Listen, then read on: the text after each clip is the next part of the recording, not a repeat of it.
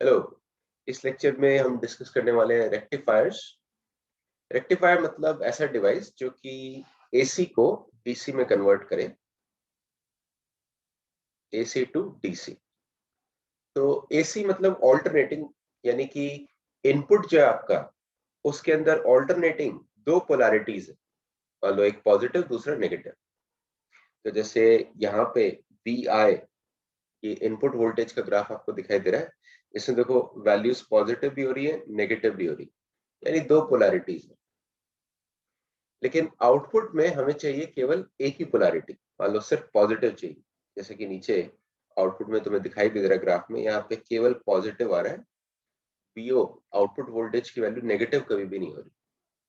तो ऐसा डिवाइस जो एसी को डीसी में कन्वर्ट कर दे, यानी एक इनपुट जिसमें कि दो पोलैरिटीज हैं, पॉजिटिव और नेगेटिव, उससे आउटपुट आपका ऐसा प्रोड्यूस करे कि आउटपुट में केवल एक ही पोलैरिटी है, जैसे कि सिर्फ पॉजिटिव। तो उस डिवाइस को हम बोलते हैं रेक्टिफायर। रेक्टिफायर का एक सिंपल सा सर्किट आप बना सकते हैं यूजिंग अ डायोड, क्योंकि देखो डायोड में नेचुरली रेक्टिफिकेशन होता है। डायोड में नेचुरली हम जानते हैं डायोड का बिहेवियर क्या है। फॉरवर्ड बायस में, यानी एक पर्टिकुलर पोलैरिटी में वो कंडक्ट करता है। रिवर्स बायस, उससे ऑल्टरनेटिंग, यानी दूसरा वाला जो पोलैरिटी है उससे, उसमें वो कंडक्ट नहीं करता। तो अगर मैंने आपको एक एसी सोर्स लिया, ये इनपुट वोल्टेज है हमारा, इसको कनेक्ट कर दिया एक डायोड से, और उसके बाद एक रेजिस्टेंस से। रेजिस्टेंस को मैं बोल रहा हूँ load resistance R L. Resistance के अक्रॉस देखिए हमारा आउटपुट वोल्टेज हम लेने वाले हैं, तो जो भी पोटेंशियल डिफरेंस होगा रेजिस्टेंस के अक्रॉस, वो हमारा आउटपुट है। तो अब इस सर्किट में आप देखेंगे कि इनपुट में अगर दोनों पोलैरिटीज हैं, आउटपुट में एक ही पोलैरिटी आएगी। कैसे? देखो सिंपल है, बिकॉज इनपुट आपका एसी है। तो जब ऐसा होगा कि ऊपर वाला टर्मिनल इनपुट का पॉजिटिव है, यानी हायर पोटेंशियल पे है, नीचे वाला नेगेटिव है, लोअर पोटेंशियल पे है, इस केस में डायोड तुम्हारा फॉरवर्ड बायस हो जाएगा। अगर फॉरवर्ड बायस हो गया डायोड तो आपका एक तरह से प्लेन वायर की तरह एक्ट करने वाला है। यहाँ पे करंट फ्लो करेगा इस रेजिस्टेंस में, और इनफैक्ट जितनी भी इनपुट वोल्टेज इस टाइम पे है ऑलमोस्ट सारी की सारी लोड रेजिस्टेंस पे आ जाएगी। यानी कि इस केस में तुम्हारा जो आउटपुट वोल्टेज है ना, वो इनपुट वोल्टेज वी आई के इक्वली आ जाएगा। ठीक है, क्योंकि डायोड अगर प्लेन वायर की तरह बिहेव करेगा इस केस में फॉरवर्ड बायस में, तो पूरा का पूरा जो इनपुट वोल्टेज है वो सारा का सारा पैरेलल में आपकी लोड रेजिस्टेंस लगी हुई ना, सारे का सारा पैरेलल में लोड रेजिस्टेंस के क्रॉस एज एन आउटपुट आ जाएगा। सेकेंड केस, ये तो था जब ऊपर वाला टर्मिनल हमारा पॉजिटिव। अगर उल्टा पोलैरिटी हम डिस्कस करें, यानी ऊपर वाला टर्मिनल नेगेटिव हो जाए, नीचे वाला टर्मिनल पॉजिटिव हो जाए, तो इस केस में डायोड आपका रिवर्स बायस रहेगा। अगर रिवर्स बायस रहेगा तो इसके आगे जो है ना करंट की कंडक्शन कर ही नहीं सकता है, डायोड आपका ऑफ स्टेट में। तो डायोड क्योंकि हमारा ऑफ स्टेट में कोई करंट कंडक्शन नहीं हो रहा है, कोई करंट अगर कंडक्शन नहीं हो रहा होगा, तो ये जो आपका आउटपुट में रेजिस्टेंस है आर एल, इसके across potential difference V equal to I R आप देखेंगे। अगर करंट जीरो है तो आउटपुट वोल्टेज भी उस केस में जीरो हो जाएगा। तो सेकंड केस में आपका आउटपुट वोल्टेज आ जाएगा जीरो। ठीक है, तो ब्लू में जो मैंने मार्क किया है वो फर्स्ट केस की वैल्यूज है, और जो ग्रीन में है मार्क की सेकंड केस की वैल्यूज है। इसीलिए आप देखेंगे कि आउटपुट वोल्टेज का ग्राफ कुछ इस तरीके का आ जाएगा। सिर्फ जब पॉजिटिव पोलैरिटी में है इनपुट तभी आपका आउटपुट आ रहा है फॉरवर्ड बायस में। जब नेगेटिव पोलैरिटी में इनपुट, यानी जब डायोड रिवर्स बायस में, तब हमारे आउटपुट में वैल्यू जीरो आ रही है, और फिर यही पैटर्न आपका कंटिन्यू करना है। ओके, तो ये रेक्टिफायर सर्किट हो गया। आप इसमें देख रहे हैं कि हम इनपुट को कब देखें और उससे कंपेयर करें आउटपुट को, तो आउटपुट वैल्यूज जो है केवल एक हाफ के लिए आ रही है। मतलब ये तो है ही कि आउटपुट में केवल पॉजिटिव पोलैरिटी आ रही है, लेकिन नेगेटिव पोलैरिटी वाले में कोई आउटपुट आ ही नहीं रहा, जीरो आउटपुट आ रहा है। ठीक है, तो हम क्या बोलेंगे कि इस केस में जो आउटपुट है उसमें केवल हाफ वेव रेक्टिफिकेशन आउटपुट है वो, यानी कि केवल हाफ जो साइकिल है इनपुट की, उसके कॉरस्पॉन्डिंग आपका कुछ आउटपुट आया। जो रेस्ट हाफ साइकिल है नेगेटिव पार्ट वाली, वहां पे तो आउटपुट 0 ही आ रहा है। तो ये जो रेक्टिफायर सर्किट है ये actually half wave rectifier circuit है।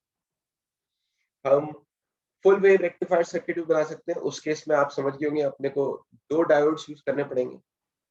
हम चाहेंगे एक डायोड जो है ऐसा हो जब जो कि एक पर्टिकुलर पोलैरिटी में कंडक्ट करे, और उसके ऑल्टरनेटिंग, अगर पॉजिटिव में एक डायोड कंडक्ट कर रहा है तो नेगेटिव में दूसरे डायोड को कंडक्ट करना चाहिए। तो 2 डायोड्स को यूज करके हम फुल वेव रेक्टिफायर सर्किट भी बना सकते हैं, जो कि मैं नेक्स्ट आपको दिखाने वाला हूँ। यहाँ पे देखिए, पहले मेरे पास जैसे ट्रांसफार्मर होता है ना, ट्रांसफार्मर में एक कॉइल से दूसरे कॉइल में ईएमएफ इंड्यूस होती है। तो पहले वैसा एक सिस्टम है हमारे पास। इनपुट हमने एक प्राइमरी कॉइल पे लगाया। ठीक है, ये मान लो आपका प्राइमरी है, दूसरी साइड आपकी सेकेंडरी है। तो इसमें जो है नंबर ऑफ टर्न्स का रेशियो जो है, हम यहाँ पे हम वोल्टेज का एम्पलीफिकेशन नहीं सोच रहे, यानी हम ये नहीं सोच रहे हैं कि वोल्टेज ज्यादा बढ़ जाए या कम हो जाए। ये इनपुट और आउटपुट दो अलग अलग कॉइल्स पे बस इसलिए लगाया ताकि इनपुट साइड को रेक्टिफायर सर्किट से हम सेपरेट कर सके। ये सिर्फ सेपरेशन के लिए, और कुछ नहीं। अच्छा, ये हो गया। और अब जो है सेकेंडरी साइड पे आप देखो, मैंने 2 डायोड्स कनेक्ट किए हुए। आप देखेंगे एक डायोड ऊपर से है D1, दूसरा डायोड नीचे से है D2। इन दोनों को मिला के एक पर्टिकुलर पाथ आ रहा है, उस पाथ पे मैंने अपना आउटपुट रेजिस्टेंस RL कनेक्ट किया हुआ। और फिर ये देखिए RL का जो दूसरा एंड है वापस आके हमारी सेकेंडरी कॉइल के मिडल में या सेंटर में कनेक्ट हो जा रहा है। तो क्योंकि ये दूसरा एंड जो है लोड रेजिस्टेंस का, ये सेकेंडरी कॉइल के सेंटर में कनेक्ट हो रहा है, इसको सेंटर टैप बोल देते हैं। अच्छा, अब इस सर्किट में क्या होने वाला, बाय द वे याद रखिए हम रेक्टिफायर सर्किट की बात कर रहे हैं। तो मतलब कि मैं चाहता क्या हूं कि इनपुट में चाहे कैसी भी पोलैरिटी हो, आउटपुट में एक ही पोलैरिटी आनी चाहिए। यानी अगर ये आउटपुट आप देख रहे हैं, इसमें हम बस ये चाहते हैं कि ऊपर वाला टर्मिनल हमेशा पॉजिटिव रहे, हायर रहे, नीचे वाला हमेशा नेगेटिव रहे, लोअर रहे।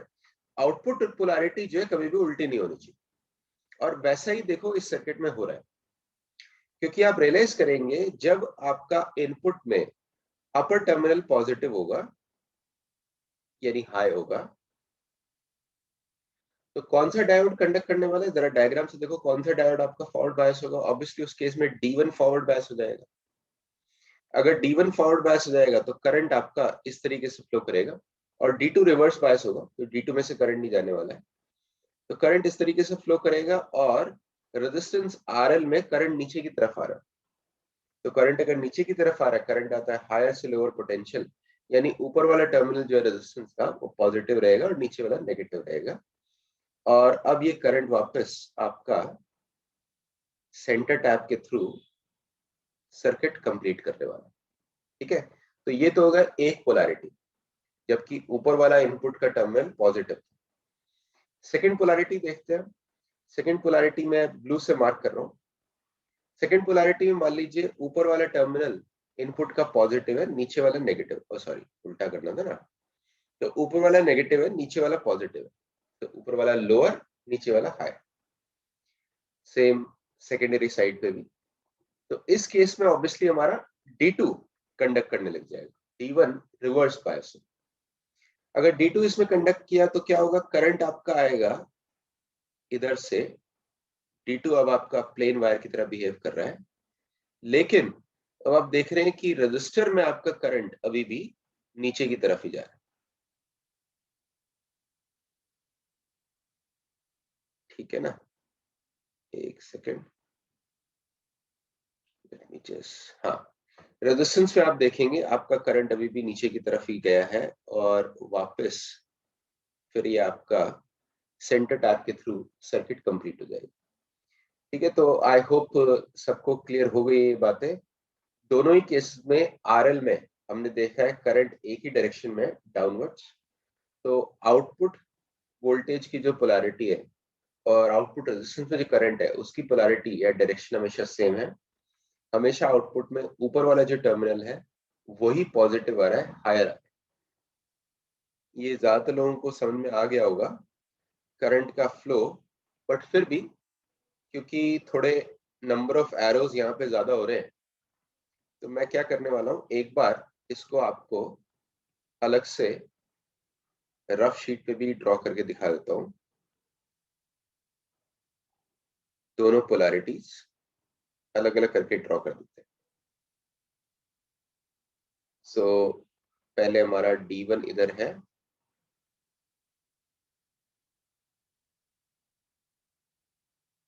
Centre tap. ओके, तो पहले हमने पोलैरिटी ली थी अपर पॉजिटिव, नीचे नेगेटिव, पॉजिटिव नेगेटिव। तो इस केस में करंट का पाथ क्या था, ये देखो, ये करंट का पाथ, इस तरीके से करंट आपका फ्लो किया, वापस सेंटर टैप में आ जाएगा, सर्किट कंप्लीट हो जाएगा। इस केस में केवल D1 अब यानी ऊपर वाला डायोड जो है कंडक्ट कर रहा है, नीचे वाला डायोड कंडक्ट नहीं कर रहा। और अगर मैं दूसरा केस लूं, इसको जरा आप क्लियर कर देते हैं। दूसरा केस लें, ऑपोजिट केस ले लें, यानी ऊपर नेगेटिव नीचे पॉजिटिव। तो अब क्या होगा, अब आपका D2 कंडक्ट करने लग जाएगा और करंट का पाथ कुछ इस तरीके से होगा। लेकिन करंट आप देख रहे हैं अभी भी RL में जो करंट जा रहा है, RL में आपका करंट अभी भी डाउनवर्ड्स गया है और फिर वापस सेंटर टैप के थ्रू सर्किट आपका कंप्लीट हो जाएगा। तो इस तरह से करंट आपका फ्लो करने वाला है। ठीक है, तो दोनों केसेस में हमने देख लिया कि लोड रेजिस्टेंस में करंट आपका सेम डायरेक्शन, यानी लोड रेजिस्टेंस के अक्रॉस जो पोटेंशियल डिफरेंस लेंगे उसकी पोलैरिटी भी सेम ही आएगी। तो इस केस में अगर मैं इनपुट और आउटपुट देखूं, इनपुट में दोनों पोलैरिटीज है मेरी, अप डाउन पॉजिटिव नेगेटिव। लेकिन आउटपुट में क्योंकि पोलैरिटी सेम ही रह रही है, तो उसको मैं पॉजिटिव पॉजिटिव दिखा रहा हूँ हर जगह पे।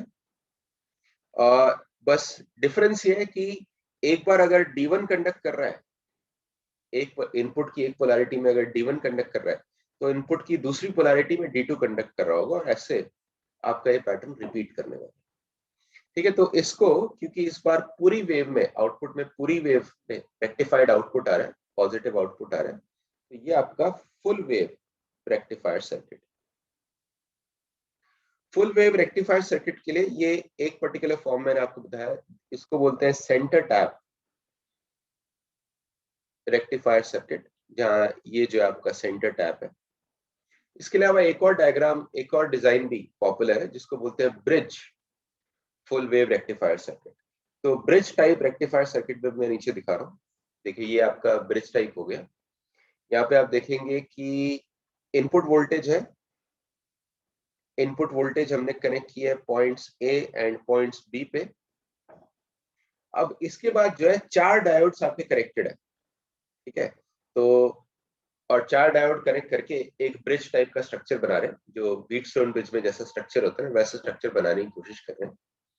तो 4 डायोड्स में से देखिए कि टर्मिनल A पे 2 डायोड्स कनेक्ट कर रखे हैं डायरेक्टली, टर्मिनल B पे भी 2 डायोड्स कनेक्ट कर रखे हैं डायरेक्टली। टर्मिनल A पे जो 2 डायोड्स है उसमें देखो, एक डायोड का P साइड A से कनेक्टेड है, दूसरे डायोड का N साइड A से कनेक्टेड है।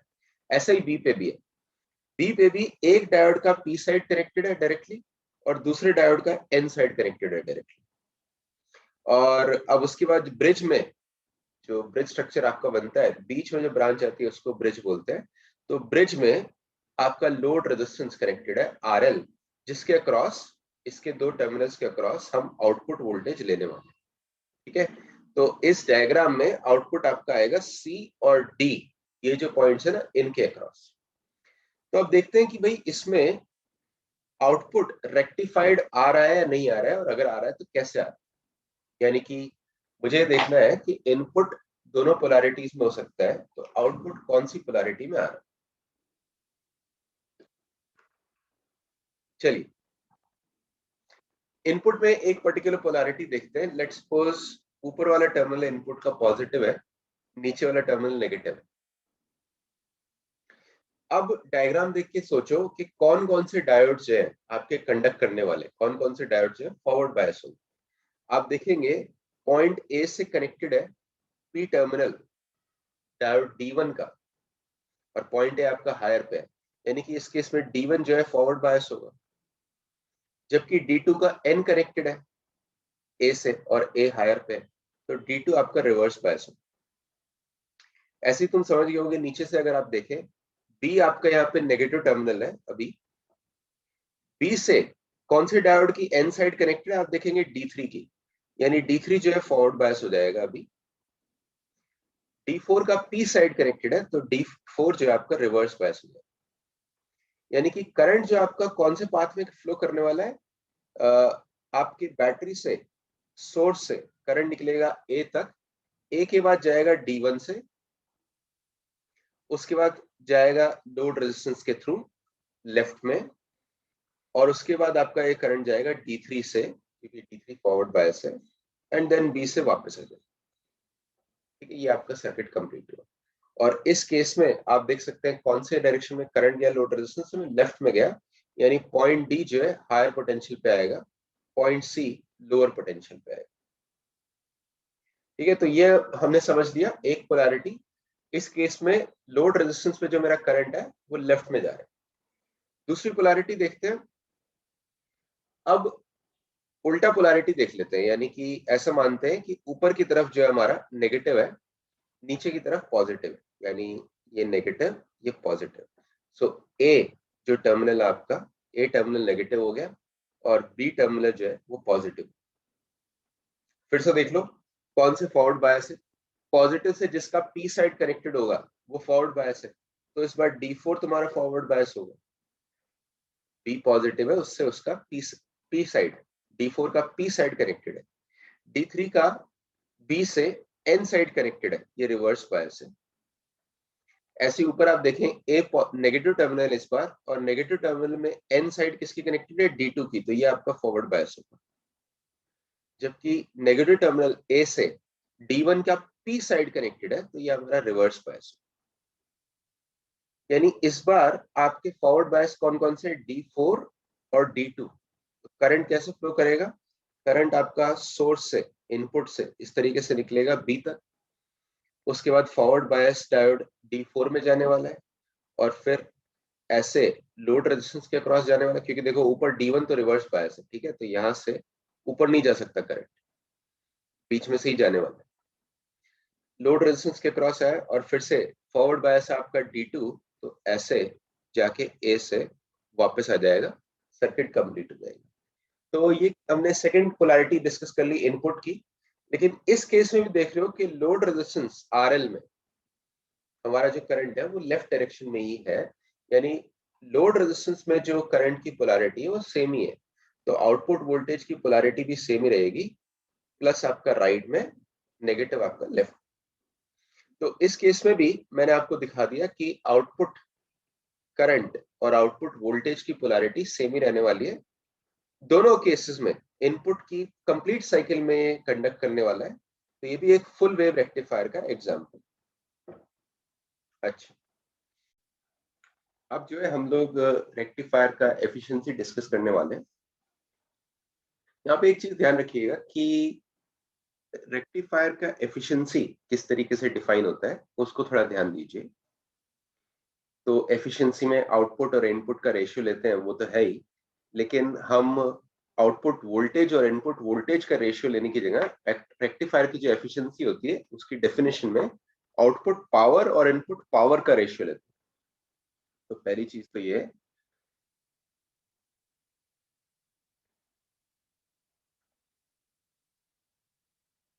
कि हम रेशियो ले रहे हैं आउटपुट पावर और इनपुट पावर का।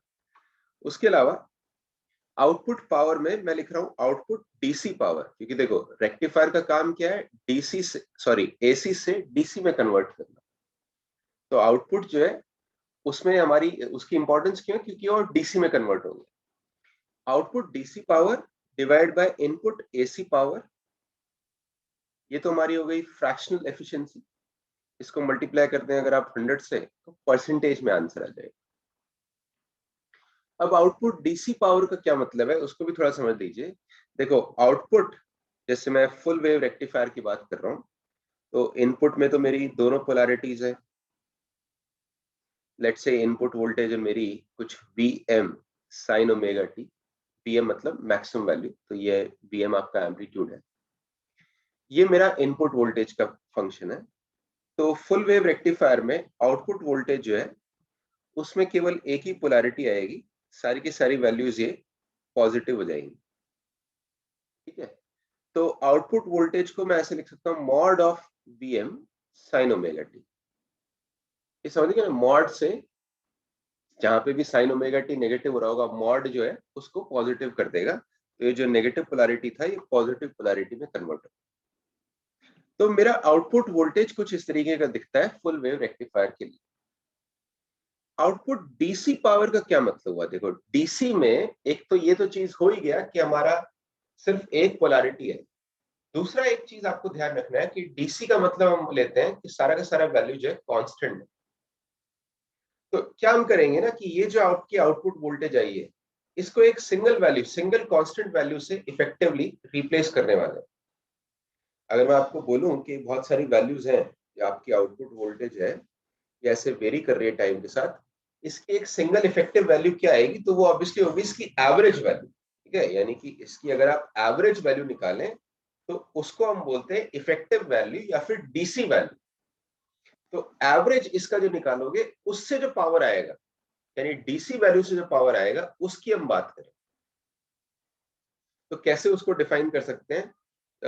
यहाँ पे मान लीजिए मैं एक साइकिल साइन का ले रहा हूँ 0 से t तक, बीच में आएगा t/2।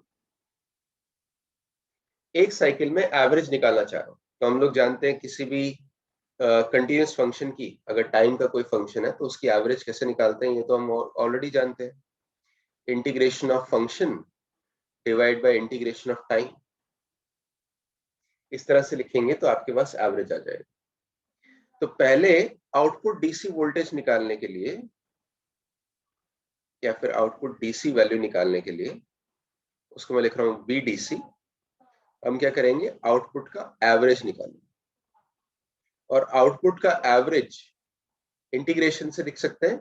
आउटपुट का फॉर्म कुछ इस तरीके का है, तो आउटपुट का एवरेज हो जाएगा integration of mod Vm sin omega t dt divide by integration of dt from 0 to t/2, 0 to t/2, sorry not t/2, I mean 0 से t। पूरा साइकिल में निकाल रहा हूँ, 0 से t तक चाहिए। ठीक है, ये पहले हमारी डीसी वैल्यू आ जाएगी, यानी कि आउटपुट की इफेक्टिव वैल्यू आ जाएगी। ठीक है, वोल्टेज के लिए फिर पावर भी देखते हैं, पहले हमने वोल्टेज देखा। तो यही देखो कैलकुलेशन मैंने आपको दिखाया हुआ है नोट्स में। मैंने बोला कि रेक्टिफायर के लिए एफिशिएंसी को हम डिफाइन कर रहे हैं output DC power by input AC power multiplied by 100% में। उसके बाद फुल वेव रेक्टिफायर की अगर बात कर रहा हूँ तो आउटपुट डीसी पावर को मैं लिख रहा हूँ PDC, इनपुट एसी पावर को लिख देते हैं PAC। आउटपुट डीसी पावर जो आपकी आएगी, अगर आपको आउटपुट डीसी वोल्टेज पता है, अगर मान लो V पता है, तो पावर होती है V²/R। तो यहाँ पे लेट मी करेक्ट दिस। तो आपका अगर आपको आउटपुट डीसी वोल्टेज पता है तो आउटपुट डीसी पावर कितनी आनी है? VDC² divide by RL। यहाँ पे RL है आपका लोड रेजिस्टेंस। ठीक है, तो ये कोई से भी केस में देख सकते हो, ब्रिज वाले में यहाँ पे भी आपका एक लोड रेजिस्टेंस था, या फिर सेंटर टैप वाले में। इसमें एक चीज नोटिस करिए कि मैं डायोड्स की रेजिस्टेंस जो है ना उसको कंप्लीटली इग्नोर कर रहा हूँ। तो डायोड्स में कोई भी पावर लॉस नहीं हो रहा है, तो ये मैक्सिमम एफिशिएंसी हम बेसिकली निकाल रहे हैं इस केस में। ठीक है ना, क्योंकि डायोड्स में आपने कोई भी पावर लॉस नहीं लिया, डायोड्स का आपने आइडियल ले लिया। ये देखो यहाँ पे मैंने लिखा हुआ है दीज आर आइडियल डायोड्स। अच्छा, तो आउटपुट डीसी पावर मेरी है VDC² divide by RL। VDC DC value कैसे निकालते हैं? Average voltage value. Average voltage value कैसे निकालेंगे? अभी आपको बताया था, इंटीग्रेशन कर दीजिए, उससे एवरेज वैल्यू आ जाएगी। अच्छा, इसमें एक और चीज नोटिस करो कि इंटीग्रेशन में मैंने क्या बोला कि अगर आप ये जो आउटपुट वोल्टेज है इसका इंटीग्रेशन कर रहे हैं 0 से लेके t तक, ठीक है, ये पूरा इस रीजन में इंटीग्रेशन कर रहे हैं, तो इंटीग्रेशन से एरिया आता है। आपने रियलाइज कर दिया होगा कि 0 से t/2 तक जो एरिया है, जो मैंने अभी शेड किया हुआ येलो में, उतना ही एरिया t/2 से t तक है। तो अगर आपको टोटल 0 से t का एरिया निकालना है तो आप कैसे कर सकते हैं? इसको लिख सकते हैं this is equal to 2 multiplied by 0 से लेके t/2 तक इंटीग्रेशन करो और उसको 2 से मल्टीप्लाई कर दो। ये हो सकता है येलो ना दिख रहा हो, let me write it in black. जी हाँ, तो मैं इसको लिख रहा था 2 multiplied by integration of this same thing from 0 से t/2। ठीक है, जो ऊपर सेम फंक्शन था सेम फंक्शन में लिखने वाला हूँ। तो आप 0 से t/2 तक जाओ, उस वैल्यू को 2 से मल्टीप्लाई कर दो। एक और चीज यहाँ पे नोटिस करिए कि 0 से t/2 तक mod of Vm sin omega t है ना, अगर किसी पॉजिटिव नंबर का मॉड लेते हैं तो वही नंबर वापस आ जाता है, मॉड ऑफ 3 तो 3 आ जाता है। तो साइन ओमेगा टी 0 से t/2 में तो पॉजिटिव ही रहने वाला है। ऊपर इनपुट वोल्टेज का ग्राफ देखो, पॉजिटिव तो था, तो इसका मॉड जो है, मॉड लोगे तो कोई चेंज नहीं होगा। मॉड की वजह से चेंज कब होता है? सिर्फ उसके लिए जब वैल्यू आपकी नेगेटिव है ना। तो 0 से t/2 तक मैं बोल सकता हूँ mod of sine omega T, इस रीजन में mod of sine omega T जो है वो तो साइन ओमेगा टी के इक्वल ही है। ठीक है, साइन ओमेगा टी खुद ही पॉजिटिव है 0 से t/2 में, तो मॉड लोगे पॉजिटिव नंबर का तो कुछ चेंज नहीं होने वाला है। ठीक है, इसीलिए मैं क्या बोल रहा हूँ, जब तुम 0 से t/2 तक इंटीग्रेशन कर रहे हो तो ये मॉड लगाने की जरूरत नहीं है, सिर्फ Vm sin ओमेगा टी डाल दो और इसको इंटीग्रेट करो। ये मैंने किया हुआ है, देख लीजिए ये एक्सप्रेशन नोट्स में आप देखेंगे। यहाँ पे जब मैं इंटीग्रेट कर रहा हूँ तो एक तो ये Vm बाय टी, डिनोमिनेटर से आपका t आ चुका है, ये हमने बाहर लिख लिया। और 0 से t/2 जब किया तो मॉड को लिखने की जरूरत नहीं है, सिर्फ साइन ओमेगा टी लिख दिया। और क्योंकि 0 से t/2 कर रहे हैं तो एक 2 से और मल्टीप्लाई कर दिया ताकि टोटल वैल्यू हमें मिल जाए। ओके, अब ये साइन ओमेगा टी dt, इसका इंटीग्रेशन क्या होने वाला है? काफी सिंपल है। हम लोग जानते हैं कि साइन ओमेगा टी का इंटीग्रेशन होता है माइनस कॉस ओमेगा टी, है ना।